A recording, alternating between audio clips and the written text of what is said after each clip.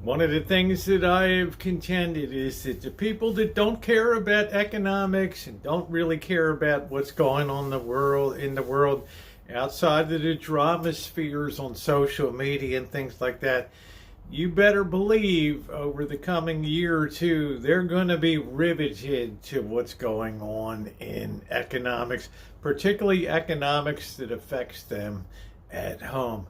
We're going to get into that today. And welcome back to the channel. And if you're not subscribed, it's a great time to subscribe and hit that bell for all notifications as we get into podcast number 10.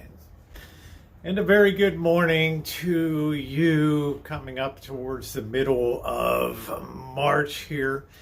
Glad to be back on the rancho. It's been a while since I did a podcast, but my inbox has been absolutely overflowing with people that are asking me to comment specifically on the state of investment markets right now.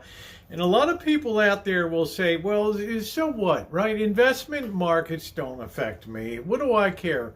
Like I said before, people's attitudes, a couple richies get blown out in markets and things like that. What is that to me? Well, it is something to you. Because when we think about markets, and especially capital markets like stock markets, bond markets, dollar market, things like gold market, silver market, we're talking about things that send messages about the basic state of the economy. And trust and believe, what happens on Wall Street has a direct effect. If perhaps there is a delay, granted there is a delay, but it has a direct effect to what happens in your everyday lives. That lag time may be 3 months, it may be 6 months, but it comes, right? Because the most sensitive part of any ostensibly capitalist economy is its markets. Because, well, when money is at stake in pure capital, people tend to think the hardest, right? You have oftentimes, right, the big eggheads, the expensive computers, the quantitative methodology, and all the analysis, all those well-paid chartered financial analysts at Goldman Sachs and all these, they're always poring over earnings, always out there on the frontiers, out on the bow of the ship looking for icebergs. But you know what else happens too? Well, the insiders in those corporations, the executives, etc., the directors, people like that, well, who do you think hears about trouble first? It's not the guy down at street level that's humping stuff into the truck for delivery. It's the guy up in the office, right, the 14th floor, that hears about what's coming first in terms of demand and things like that right now. And it seems to me that the message that they're the first to act upon things. And because they have the most money and the most influence, right, their directives to sell, say, stock are taken by the people that get the orders to sell stock. There must be something going on in the inside because Frankie is unloading like there's no tomorrow. And I think that that's what we're seeing in the markets right now. Some time ago, right, as recently as 2 months ago, 2.5 months ago, we had all of this talk about technology and artificial intelligence, okay? This was going to be the latest and greatest thing, and it was going to be the biggest money spinner of all time. Well, if you remember, I did a podcast at that time called The Black Swan Event here about AI, and it was about the birth of DeepSeek, which is the Chinese artificial intelligence application, which is open source, means anybody can use it, anybody can bolt stuff onto it, anybody can finagle, mess with it to make it potentially better. Boy, oh boy, since I did that video, technology has just been in a nosedive here, because the one thing that I contended back then was a little AI goes a long way. We don't really need a lot of competing AI models Why? Because they're all drawing from the same basic worldwide collection of facts. Okay? Now, there's limitations to AI when it comes to inductive reasoning and things like that. It can only deduce from what it's been fed to, what it's been sent in to feed on. But that's a topic for another podcast here. But when you look at how puffed up the technology became, well, it's certainly ripe for the taking. So this introduction of an open source AI model really was a black swan event, as I predicted it would be in terms of technology. And what has come to pass since then is just a tumbling of technology stocks. We had Hewlett-Packard Enterprises, HPs with Compaq, falling off a cliff last week. Okay? There's a lot of things going on in the economy right now that's the sum total of which, the aggregate summation of which, spell real trouble for us right now as we're going forward. And what makes an economic downturn particularly worrisome this time is the delicacy of the people involved in what's going to be going on.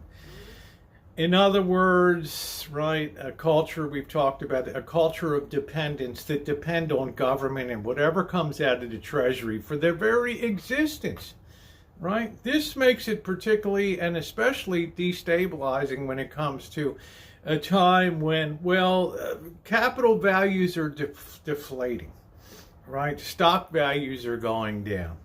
Right, which means capital gains taxes are going to be going down, which means companies are going to work to become more efficient so that they can survive any type of downturn here.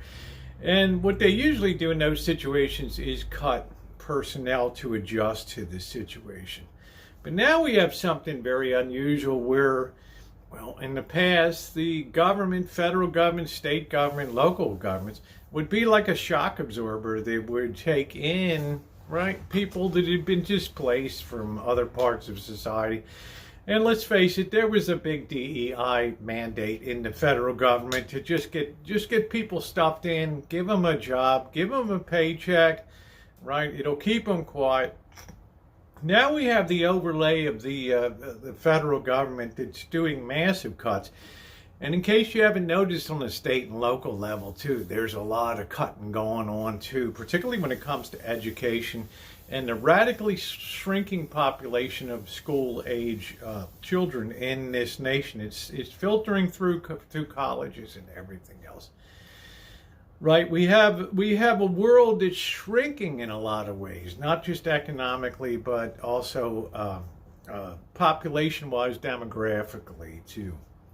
But you put that overlay of now the cost cutting that's going on by the federal government, well, a couple things are taking place. You know, there's that demoralization I talked about where people feel like their efforts, people might troll them, they might laugh at, oh, you guys are, it's about time you went out and got a real job. It can be a very demoralizing time, because you don't really know where the axe is going to fall. And it's very simple-minded on the part of anybody that chooses to do such radical cutting to assume that there's no offsets and there's no equivalent pushback that's going to occur. Remember Newton's third law? For every action, there's an equal and opposite reaction. Well, the reaction to this job cutting is there's going to be a hell of a lot more people that are going to be need to be supported through public benefits and things like that. Elon Musk kind of knew about that a year when he was talking about AI. He said, AI is going to be so disruptive to the economy that you're going to have to give people some basic livable income to survive this transition period. This thing is as big as the Industrial Revolution, I tell you, and the disruptive forces of it are going to be amazing. So in that regard, he was probably correct. What he doesn't understand is the borrowing capacity of the federal government is terrifically restrained now. Right, $36 trillion of debt and growing. So even though you think we're going to cut the cost of running government. No, you're going to pick up these people. You're going to be spending. Okay, you'll spend less on a monthly, giving them a monthly check at least for unemployment for a while, and then God forbid welfare and EBT and all. But they're going to have to be supported, right? And the lifestyle is going to drop radically for a lot of these people. Therefore, it becomes very good grist for the protest mill here. And that's what I was driving at the beginning of this. It's the protest aspects of things that are really going to rattle the cages here in the U.S. And if you're somebody that's all hooked into dramasphere and things like that, and who struck John, and what did she eat, and how did she eat it, what did she buy, she should be on a diet, she said, yeah, you're going to brush that crap aside like there's no tomorrow. Especially when all of this stuff visits you and your family and your town, right, and your place, and what you got going on in your life. So what is this all boil down to right now? Let's look at it. We had the most overpriced stock market in the history of the world. It did not matter, right? I thought 2 years ago there was no value left in the market, but I got egg on my face, right? The market goes up another 20% or whatever. Okay, I'm a liar, right? But one thing I've learned in investing is that things that get expensive can get terrifically expensive, and then they can get terrifically overpriced, because psychology is a very hard thing to turn, and success begets success, and people, oh, I'm missing the train. People fall into it. So we have very, very overvalued markets relative to the purchasing power of the people in the nation.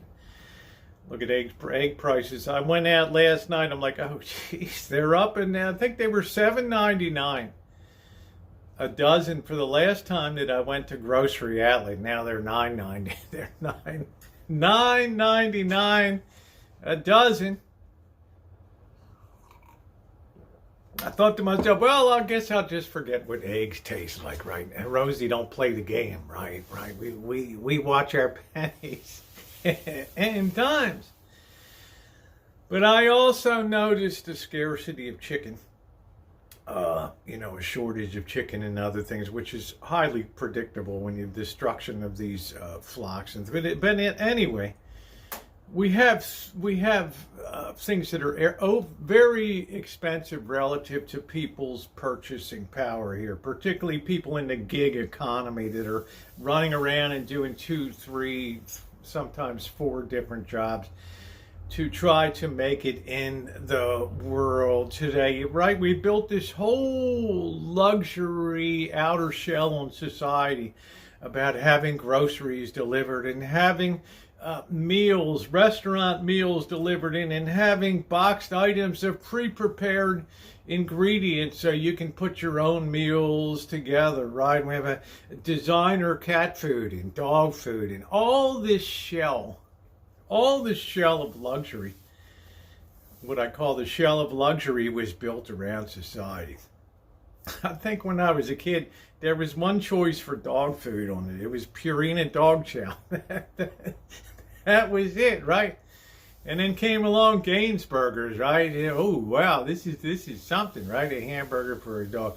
Look at the average pet aisle today.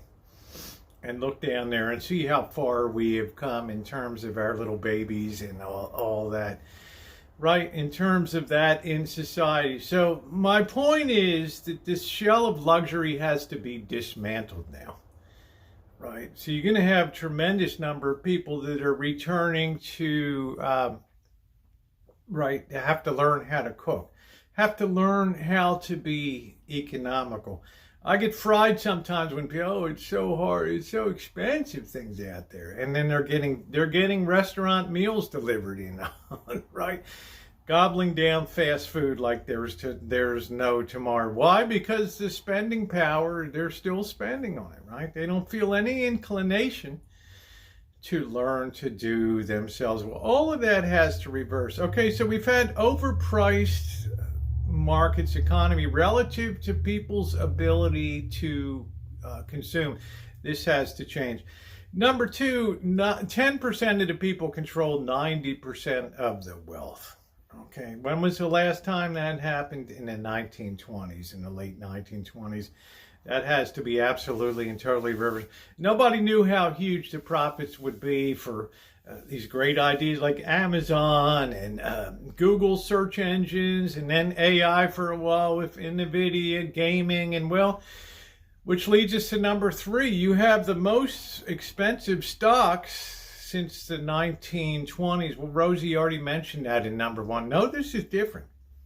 The dollar values of these stocks are in the hundreds, the 200s, the 300s. The last time we saw so many stocks in the hundreds, 200s, and 300s was in 1929, just before they were ready to reel off and lose 90% of their value here. So we have that too, the prima facie. Now, there's obvious evidence that things are very expensive right now. So number four is we have a dollar that has been strong for years. And now it appears for the first time in years that dollar is going to be reversing and going down. That's going to have great implications for attracting money into our country, just particularly to fund our debt. Right? If, say, the dollar goes down 5% a year, but you're an international buyer from, say, Japan, and you bought the U.S. Treasury note that yielded 4.5%, well, right, when you go to sell it, you're already 0.5% down anyway, right? Therefore, interest rates have to go higher to compensate for the weakness in the dollar to attract foreign investment. So you can see we have a confluence of a lot of different events that are coming together here. Lastly, of course, and perhaps the most important, is psychology. The psychology of all this. And the psychology of markets is very, very fragile. And when it comes to the human emotions of greed and fear, arguably fear is the most powerfully motivating force of all. And we have to be prepared for the chance, albeit maybe it's a minor chance, maybe it's a growing chance now, that we just set off some type of cascade here that does collapse things like 1929. Why? Because people will tolerate so much in the way of decline, right? But then if they get reinforcing bad news coming out about things, then they start to get a little nervous. And remember, institutions have most of the money. You think you're not in the market, but your 401k, your other things in there, your pensions are directly tied to what's going on in many cases in the market. So we have not really had what could be called a classic panic. And we had a mini one in 2020 when we had the whole pandemic thing, but we've not really had a classic massive destruction of values since 1929. Now, I'm not saying that's coming down the pike right now, but I'm saying if the psychology continues to sour, and we have an administration that runs one way one day and then the next day reverse, we're going to put tariffs on and taking it off, and countries begin to say, I'm not going to play the game. Right. We're just going to keep our tariffs on, right? And when you come out and respect us, then we'll do business with you. But right now, along the Canadian border, we have from Ontario power that's being shipped into the U.S. now has a 25% surcharge on it. China today has said they're going to reduce. They're just putting massive tariffs on our agricultural sector. So this is the downside of tariffs that we talked about. So when you talk about make America great again, you can take the view that there's a complexity to this machine, the United States economy. Or you can go in with a simple-minded, well, if I do this, everything will be okay. I think the administration's finding out now that, no, there's more moving parts on this machine than we ever figured here. So that's where we stand today. Anyway, you can bet with the significant downturn we have that there will be effects beginning to be felt. Particularly, a lot of you are in the Midwest and places, we've been exempt, we get farms and all that kind of stuff. But you don't realize how much goes out for export and how much you depend on foreign markets. Well, it's all part of what's going to start reducing the cost of living and be deflationary in this nation. Well, when we have to start eating all of what we produce here and buy all of what we produce in this nation. And well, that's a whole nother podcast in itself.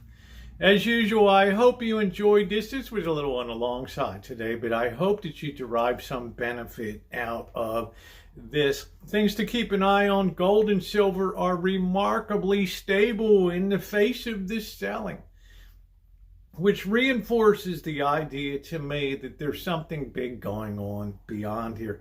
There's some basic reordering of values in the world.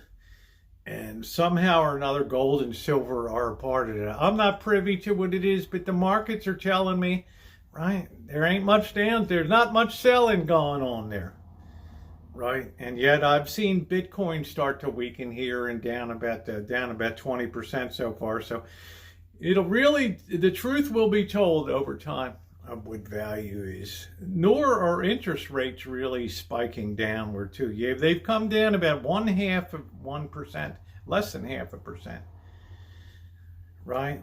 Because people are going to be very wary of buying government debt in here. We'll see how it goes. So far, things I've talked about are definitely starting to come to full fruition now, and probably have a long way to go. So it's my chance to tell you once again, very simple, just to hit that subscribe button and that bell for all notifications, right? I would rather be ahead of things that are coming down the pike than be hit by a freight train and wondering what the hell happened down the road. All right, stay informed, subscribe, hit that bell for all notification, and thumbs up are appreciated. Thanks, everybody.